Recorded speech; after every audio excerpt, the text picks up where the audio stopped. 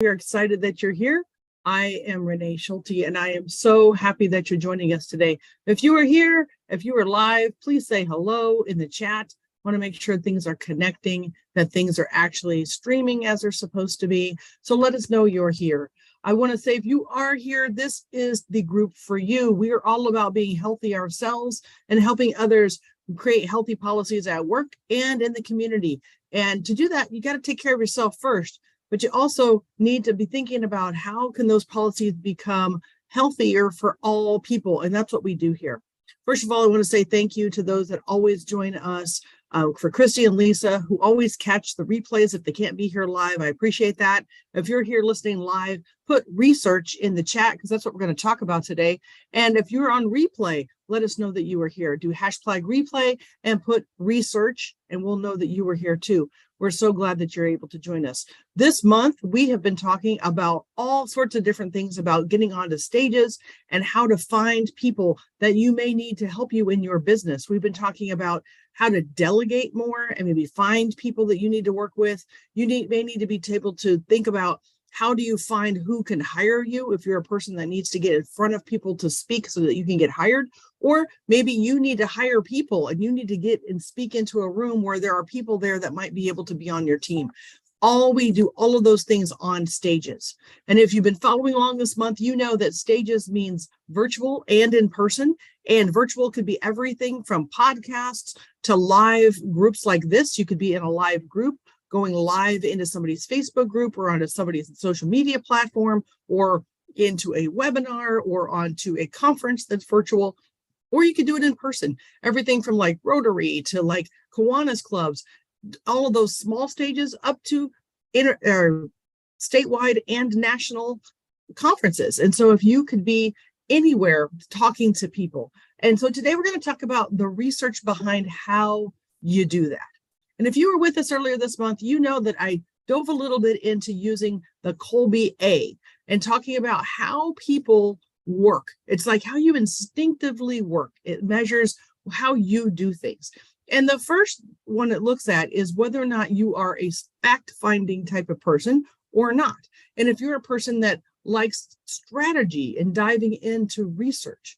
And I found using the Kolbe A that I myself and a whole lot of my team members, including Holly and Molly, are big into fact finding and that we look at systems and that's how we look at the world. But not everybody is and not everybody does. And so what that told me is that people see research differently. Some people need a lot of information to make decisions. Some people need a lot less. And some people can get really in-depth into the research and get really in-depth into the details and not explain it very well to people. So they get the ones that aren't interested, lose interest and walk away. Or there are people who can get really into those details, but then bring it up to a high level and can explain it well so that others get the information they need to know.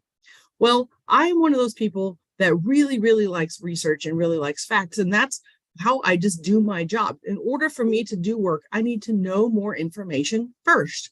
I don't make decisions based on just a whim. Almost always, I need to have information. Now, I don't always have to be the one to do the research. I can trust others to do the research and bring to me the best way to do something and make a decision based on that.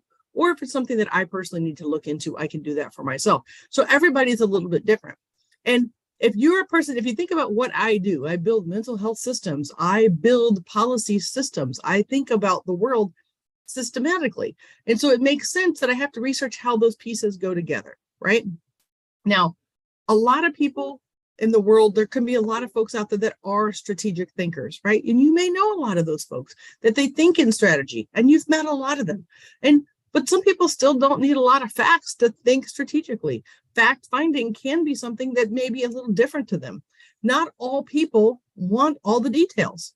And so what is important when you think about looking at people through the Kolbe A is knowing what people need in order to do their jobs versus what you need to do yours. Now, as a leader, I need to understand the details and the why behind why people do what they do. And if they don't explain that to me well, I'm going to be really frustrated and I'm not going to be working well with them because I need that level of comfort and understanding as to how they made decisions. Other people may not. They may be more go with the flow, and it's very different. So knowing how you work and who you work is really important in order to make things go forward. But what I do is really efficient in my research because I've gotten pretty good at it through the years. So let me give you an example. And now I know a lot of you use search engines like Google, and so Google is really powerful. This may sound scary to some of you, but we're going to talk about something here about how you can leverage something like a Google. So when I search things in mental health for something, I end up with a really in-depth search down to like the specific PDF or research article that I'm looking for on a topic. And that is different than other people who don't search mental health the way I do. I have searched in the search engine since they first began. What is that now? Decade, 2 decades ago. And so mine are really powerful to search in my area of expertise. If I had an intern or a VA search for research in mental health, most likely their top page will come up like a wiki page. It'll come up some maybe popular magazine articles on the topic. But if I search the same exact words, my Google search will dive deep into research articles and specific things that I'm looking for. Because I've done it so long, I've trained the search engine to look for what I need. That sounds kind of scary, doesn't it? But it's the same thing that it applies. Like if we have a leaking foundation, we've had one in our basement. So people who really know how to do that have done all the research and the background knowledge in that, and they search for that, it'll get very specific for them in the details of how they can create the best leaking foundation solutions. Where I search for something like that, it's going to come up more like yellow pages, a wiki page, high level information, because I'm not an expert in that field and I only need that surface level, right? So that's how research works. And so if you have an expertise, whatever that is, and if you use your search engines enough and you use it often, you're going to find that it will become better and better attuned to looking for what you need.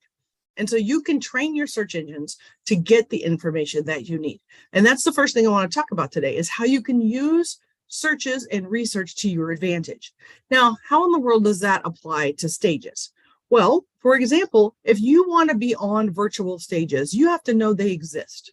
You have to know what you're looking for. You have to know where they are, when they happen, all those kinds of things, right? And so to do that, you have to put in some research. And you're better off doing it on the front end to make sure the audience is who you need to talk to, that the people in the room are who you want to be around, and that it's going to be worth your time. Now, a lot of people just want to get out and speak. And if you want to be a big time speaker and just speak everywhere, hey, more power to you. Maybe that is your audience, the collective whole world. That's not what I use speaking for. So for me, I need to know about the groups that I'm going to speak to in order, one, to make sure I do a presentation that resonates for them, and two, to make sure it's worth the time and energy that I put into that activity and that there's something reciprocal in it for me. And so when I think about speaking to people, I come at that from a couple different ways. And the only way to know that is to do some research. So I would like to know like who's in the room. I want to know like how many people come to these events, right? Is it a large conference? Is it a small conference? Who are the type of attendees? All of that type of information. So when I do research for speaking and getting on stages, which is what we've been talking about the last few weeks, and getting that message out, and you get that killer message like you watched last week in that replay about getting your killer message ready, you have to know, okay, who are you going to give that to? So if you're going to look online in those virtual stages, or you do research for in-person groups and community stages. So we're going to talk about 2 ways to use your search engines to use the abilities that you have to find the places that you need to go to speak. Now, for online stages, this is where research comes in handy for me because I can look for podcasts, for Facebook groups, for LinkedIn groups, state associations, and groups and start in that space based on my niche, which is mental health, behavioral health, right? So I did a video earlier, and we're going to link it in the comments about how specifically you can use a Boolean search in LinkedIn to find very specific groups that you might want to follow. The way a Boolean search works is you put this word and this word, or this word, not that word. It's really specific, but LinkedIn is built so that you can do Boolean searches and you can get down to the exact types of groups you might want to be part of. And that's going to be a really important factor for you if you want to do that. And one of the tabs in LinkedIn that you can search over there is events. So you can see what are all the digital events, the virtual events going on within LinkedIn, and then a lot of the events and other kinds of conferences and activities that they're promoting outside of LinkedIn as well. So for you to be able to see all of that, you need to understand how LinkedIn works and how you do those searches. And so LinkedIn is a special video that we're going to have attached today in the show notes. So if you're interested in that, be sure to watch that video and get you some more information. But besides that, say you want to do more online groups and you want to start in Facebook. Facebook also has a search tool. Now, it's not exactly the same as how LinkedIn does, but you can search in Facebook. And again, you can find groups, you can find pages, you can find people, you can find events. And so you can go searching by the key phrases, key terms of things you want to know and start getting invited and getting the list of who does those things. Now, when you're doing groups on LinkedIn or Facebook, I recommend you join a few at a time and follow along to make sure they're a good fit. Not every group is going to be a good fit for you. For example, if I'm working in mental health, I'm looking for the mental health folks that are the helpers. I want to work with the providers. I want to work with the counselors, the therapists, the social workers in that space. Where I am today, I am not looking for the people who are looking to get services from providers. So I'm not looking for the clients themselves. And so it's important to me to distinguish between the types of groups. So if it's a group where all of the audience are people that are clients, that's not going to be for me because that's not the space that I'm working in right now. And so it makes a difference for me. It can't be all mental health groups. It has to be a segment of them based on the type of person I'm looking for. Does that make sense? And so if you're thinking about something in construction and maybe you do walls and you do framing and walls and putting up, painting and all of that, maybe you're not a carpet expert. So you don't want all construction groups. You want the framing and the walls and that kind of work, but you don't want carpeting as an example. So you would search and remove carpeting. In LinkedIn, you would put construction, not carpeting as an example of a search. And so you'd want to find the groups that match what you're trying to do. And so once you find those groups, you just start having conversations in them and talking to people about finding out what do they need? What are they looking for? How can you serve them? And when you start serving people, then you're going to start coming up top of mind for people to ask you when you want to get involved in things. Now, the second type of thing I look for is the in-person types of groups, community groups, statewide events, associations. So you might have associations or groups that deal with your key people. And for mental health, there's a lot of them. There are community provider groups, there's children and family groups, there are hospital associations, lots of different groups. And so a lot of those have online trainings as well as in-person conferences. So how do you get involved in those? You do some research, find out when those abstracts are due. Oftentimes, they're a few months before an event. In Iowa, as an example, most of the spring conferences, you have to apply in fall to speak for spring, and you apply in spring to speak to next fall. Now, there are some outliers in that system, but for the most part, it's spring to fall, fall to spring.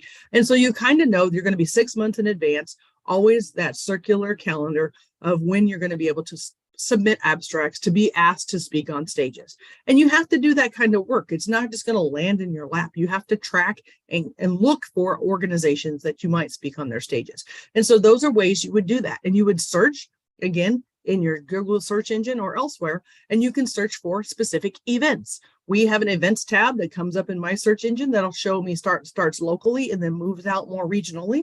And I can see what types of organizations are having events in my local community. The same is true for you too. So if you want to think about being on a stage, you'd want to dive into who are the types of groups that I might want to speak on in front of stages. For you to remember, every organization needs speakers. Every conference needs speakers. Every Rotary has a weekly speaker every single week. So there are people out there looking for you if you want to speak on their stage, but you have to figure out how to connect. The next thing you need to do is make sure you serve them. What do they need? Besides a speaker, do they need you to bring more people? Do they need you to sell some tickets? Do they need you to help promote it online? What exactly do they need you to do? If you can meet the needs of the person that's doing the scheduling, you can get on their stage. Then once you get on the stage, you want to make sure you do a great job and you get invited back the next year. It's always harder up front to get invited in, but once you're in, if you do a good job, you'll be invited back. Excuse me. So today we talked about a bunch of things. One, about your search engine and how it's a friend. And the more you have searched on specific issues, the stronger it is for you to get the research out of it that you need. And then there's two types of stages. virtual and in person, and you need to look at those different ways on how you would research and figuring out exactly which stages you need to be on. Because if you can get on the stages like we talked about before that have full of people that are your people that can buy from you, or full of people that can hire you, or full of people that can work for you. If you can get in places where you have all three of those types of groups, you're going to be well on your way to creating the network that you need to get anything you need done accomplished, and finding those champions and finding those partnerships and finding those collaborations that you need to move forward in your desire to create healthier policies. So next week, we're going to talk about how the year is going. We're going to look at where we've been, where we're going, and we're going to start moving toward the next policy party. And I'm excited to share more about this with you next week, but we're going to start looking at some of the myths of things that we think about that make policy way too hard. And we're going to look at how could we change the way we think about policy to make you realize that you too can make a huge difference in that space. You don't have to be anyone special. You don't have to be elected. You just have to be you and know how to tell a killer story, and you can make change. So we're going to start doing that next week. Can't wait to see you then. Have a great day, everybody.